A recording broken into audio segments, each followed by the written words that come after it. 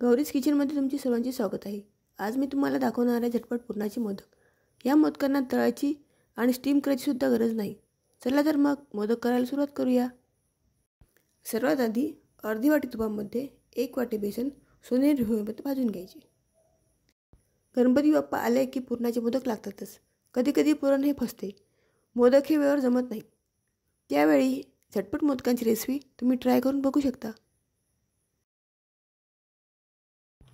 आता बेसन सोनेरी झाले आहे, त्याला तूप सुटायला लागले आहे। यावेळी यामध्ये 1 वाटी दूध घालून चांगले शिजवून घेऊया।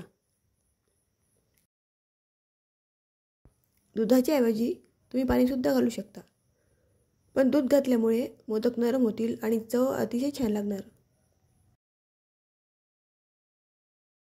मंद गॅसवर दूध आटेपर्यंत सतत बेसनाला फिरवत राहायचे आहे।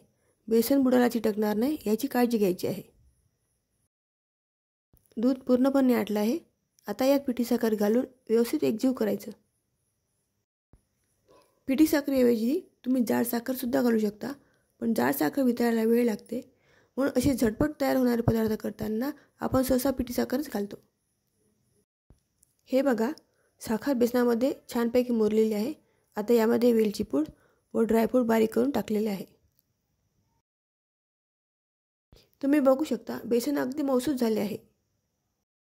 बेसनाचे मऊसूत झाले की मोदक वळायला सोपे जातात आणि जिभेवर ठेवताच विरघळतात।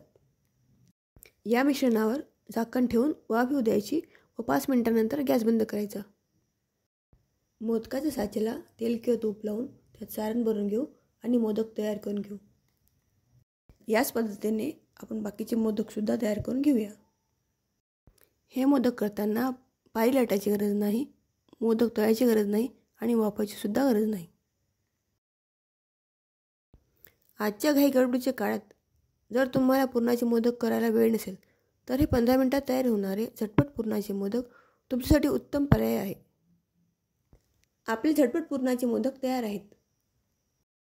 हे मोदक दिसायला जेवढे सुंदर आहेत तेवढेच खायला चवदार लागतात। तुम्हाला माझी रेसिपी आवडली असेल तर लाईक आणि शेअर नक्की करा। आणखीन अशाच रेसिपीसाठी माझ्या गौरीज किचन या चॅनलला सबस्क्राईब करायला विसरू नका।